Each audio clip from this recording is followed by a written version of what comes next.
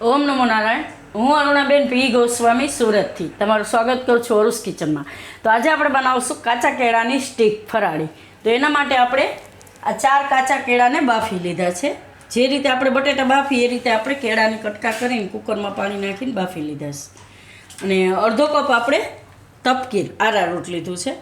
અને આ સિંધાળું મીઠું આપણે થોડુંક લીધું છે. અને અડધી ચમચી આપણે સફેદ જે આપણે મરી આવે એને પીસેલો પાવડર લીધો છે. તેલ જોહે આપણે. તો આને આપણે હવે છોલી લેવું અને છાલ કાઢી નાખશું.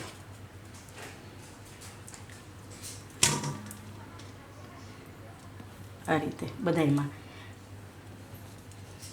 છાલ કાઢીને આને આપણે ક્રશ કરી લેવું અને થોડુંક ઠંડુ થવા દેવું, કેમ કે ગરમા ગરમ છે. તો આ રીતે બધાય કેળાનો છૂંદો કરી નાખશું એટલે ઠરી જાય જલ્દી.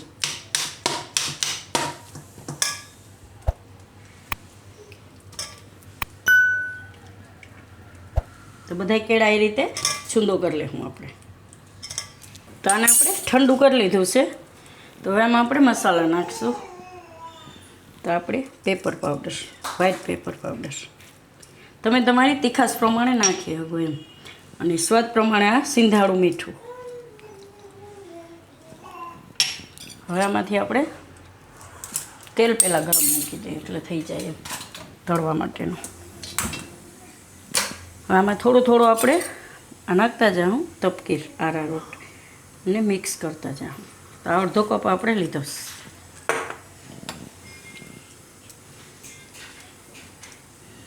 તો હાથથી બધું મિક્સ કરી લેવું આ રીતે, જેમ લોટ બાંધીએ એમ.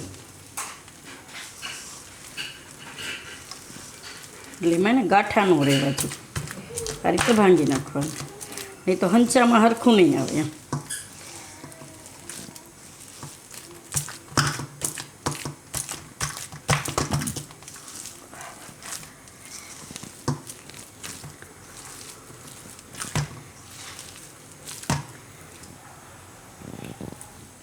આનાથી અસલ કડક થાય.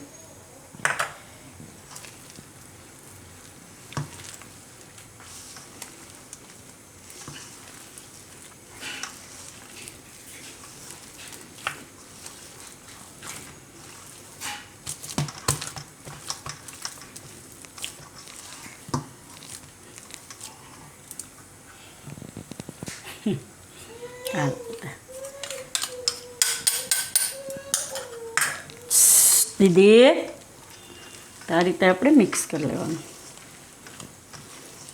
એકદમ સરસ સ્મૂથ. આખા હોય ને તો ભાંગી નાખવાના. આ રીતનું આપણે જોઈ થોડુંક હોય ઘણીવાર આ રીતનું આખું તો ભાંગી નાખવાનું.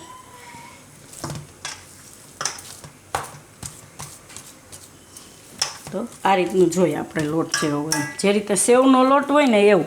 આપણે ચણાના લોટની સેવનો લોટ કેવો છે ઢીલો હોય, તો એ રીતનું આપણે જોઈએ એમ. તો આપણે તેલ ગરમ થાય ત્યાં સુધીમાં હંચામાં ભરી લેવું. તો એના સારું આપણે આ જે ચકરીની આવે ને એ આપણે લેવાની છે. આમાં આપણે તેલ લગાવી લેવું સહેજ.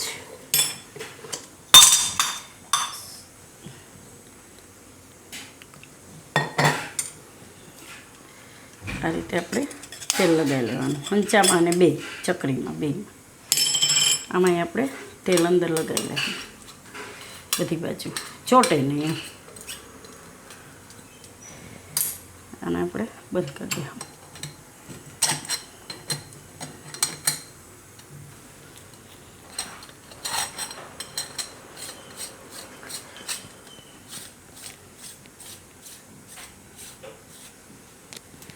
આમાં આપણે ભરી લેવું.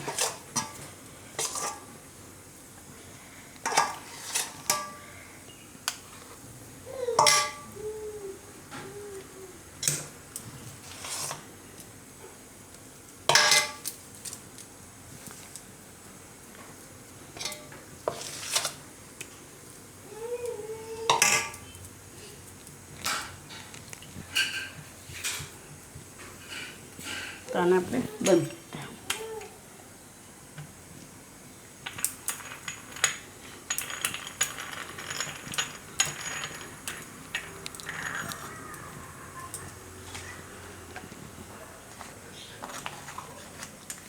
તો આપણે થોડુંક નાખીને તેલ ચેક કરી લઈશું. તો તેલ આપણું ગરમ થઈ ગયું છે.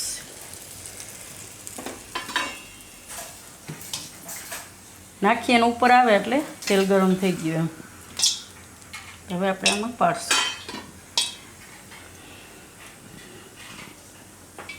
તો આ રીતે આપણે સીધું જ ચકરીની જેમ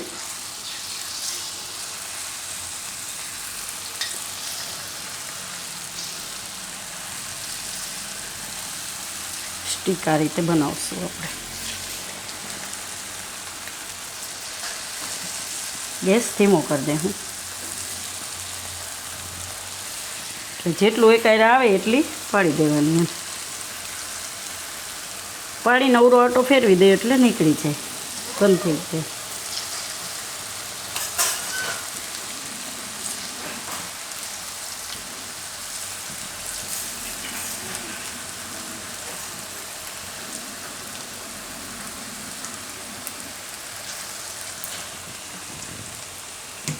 અને આપણે તળાવવા દેવું. તેલ ગરમ થઈ ગયા પછી ગેસ ધીમો કરી દેવાનો એમ. એકદમ સરસ કડક થાય ત્યાં સુધી તળી લેવું.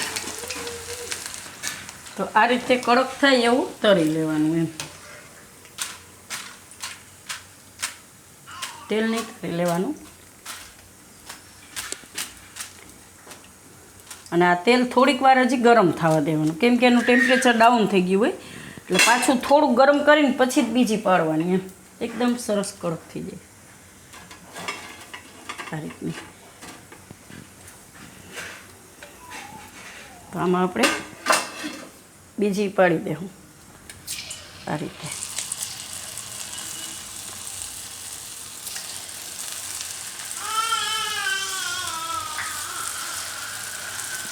તો આપણે એટલી બનાવી લીધી છે ને, બીજી આપણે થાય છે.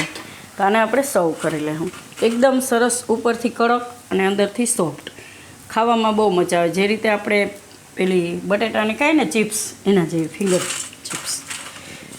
તો આને આપણે સર્વ કરી લઈએ. અંદરથી એકદમ સરસ સોફ્ટ ને ઉપરથી કડક આ રીતની. એકદમ મસ્ત, ખાવામાં બહુ મજા આવે.